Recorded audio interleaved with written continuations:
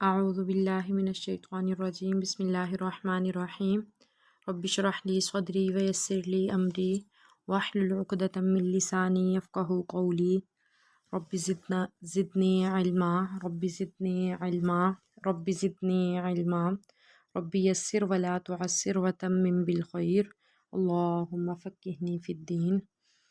آیت نمبر 49. وَإِذْ اور جب نجیناکم ہم نے تمہیں نجات دی من سے آل فرعون آل فرعون سے. اللہ تعالیٰ بنی اسرائیل کو یاد کروا رہے ہیں وہ واقعہ جب اللہ تعالیٰ کہہ رہے ہیں کہ ہم نے تمہیں آل فرعون سے نجات دی. یسومونکم وہ تمہیں پہنچاتے تھے سوء العذاب برا عذاب.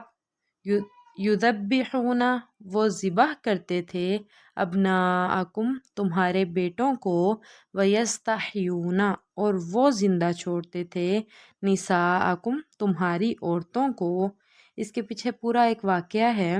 اب ہوا کیا تھا کہ جو فرعون تھا یہ سب کو ہی پتہ ہوگا کہ فرعون اپنے آپ کو خدا کہتا تھا انا ربکم الاعلی میں ہی تمہارا بلند تر رب ہوں، میں ہی سب سے بڑا رب ہوں، میری ہی عبادت کرو، میری ہی بندگی کرو. لیکن جو صحیح معنوں میں ایمان والے تھے وہ فرعون کے پیچھے نہیں چلتے تھے.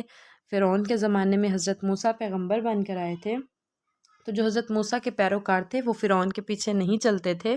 اب فرعون کو کسی نے انفارم کیا کہ تمہاری سلطنت میں ایک ایسا شخص آئے گا، ایک ایسا لڑکا پیدا ہوگا جو تمہاری سلطنت کو، تمہاری بادشاہی کو ختم کر دے گا اور وہ ایک رب کی عبادت کو منوائے گا.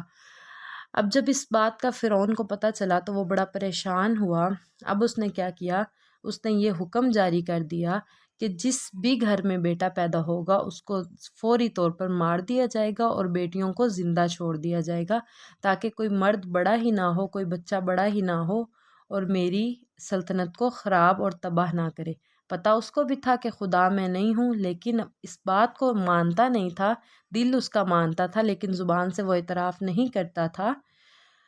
تو اب جو ہے حضرت موسیٰ کو اللہ تعالیٰ نے اس بڑا کرنا ہی تھا، اپنی ذات کے بارے میں لوگوں کو آگاہ کرنا تھا. اب کیا ہوا کہ حضرت موسیٰ علیہ السلام جب پیدا ہوئے تو اس زمانے میں یہ تھا کہ فرعون نے یہ حکم دیا تھا کہ 1 سال بچوں کو قتل لڑکوں کو کیا جائے گا، 1 سال نہیں کیا جائے گا. تو جس سال نہیں کیا گیا تھا، اب جو حضرت موسیٰ علیہ السلام تھے ان کی جب پیدائش ہوئی تو فرعون کے گھر اولاد نہیں تھی. بچہ بھی بڑا خوبصورت تھا اور فرعون کی جو بیوی تھی وہ حضرت آسیہ تھی، ایمان والی تھی. انہوں نے فرعون سے کہا کہ بچہ کتنا خوبصورت ہے. اس کے پیچھے پراپر ایک واقعہ ہے.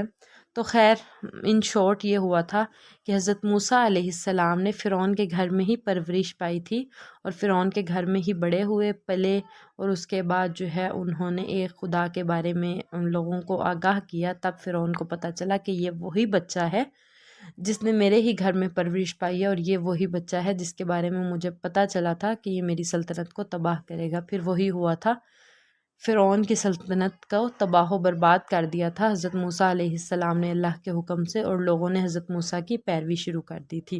جی اب اللہ تعالیٰ وہ واقعہ یاد کروا رہے ہیں کہ اے بنی اسرائیل اس وقت کو یاد کرو جب ہم نے تمہیں آل فرعون سے نجات دی. یسومونکم سوء العذاب وہ تمہیں برا عذاب دیتے تھے. برا عذاب دینے سے مراد کہ وہ مار دیتے تھے تمہیں. یذبحون ابناءکم وہ ذبح کر دیتے تھے تمہارے بیٹوں کو. ویستحیون نساءکم اور وہ زندہ چھوڑ دیتے تھے تمہاری بیٹیوں کو. وفی ذالکم اور اس میں بلاء آزمائش تھی من ربکم تمہارے رب کی طرف سے، عظیم بہت بڑی، اور اس میں تمہارے رب کی طرف سے بہت بڑی آزمائش تھی. وَإِذْ اور جب فرقنا ہم نے پھاڑ دیا بکم تمہارے لیے البحر سمندر کو، فانجیناکم پھر ہم نے تمہیں نجات دی، واغرقنا اور ہم نے غرق کر دیا آل فرعون آل فرعون کو، وانتم تنظرون اور تم دیکھ رہے تھے.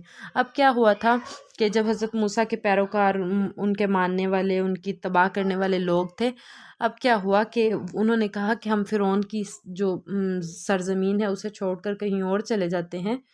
تو وہ ادھر جا رہے تھے تو رستے میں سمندر آتا تھا، تو جب اس سمندر سے گزرے تو اللہ تعالیٰ کہہ رہے ہیں کہ میں نے سمندر کو تمہارے لیے کھول دیا، پھاڑ دیا، سمندر کے دو رستے بن گئے جس میں سے حضرت موسیٰ اور ان کے پیروکار گزر گئے۔ لیکن فرعون نے کہا کہ ہم بھی ان کا پیچھا کرتے ہیں۔ فرعون اپنے پیروکاروں کو لے کر جب اس رستے پر چلا، اس سمندر میں گیا، تو جب بالکل سینٹر میں سمندر کے پہنچا تو اللہ تعالیٰ نے پانی کو حکم دیا، پانی مل گیا اور فرعون اور اس کے ماننے والے اسی پانی میں غرق ہو گئے۔ تو اللہ تعالیٰ کہہ رہے ہیں کہ اے بنی اسرائیل، اس وقت کو یاد کرو جب ہم نے سمندر کو تمہارے لیے پھاڑ دیا، ہم نے تمہیں نجات دے دی اور آل فرعون کو غرق کر دیا، وَأَنْتُمْ تَنْظُرُونَ اور تم دیکھ رہے تھے۔ وَإِذْ اور جب وعدنا ہم نے وعدہ لیا موسیٰ علیہ السلام سے 40 لیلۃً 40 راتوں کا، ثم پھر اتخذتم تم نے بنا لیا العجلہ بچھڑے کو معبود من بعدہ اس کے بعد، وانتم ظالمون اور تم ہی ظالم تھے۔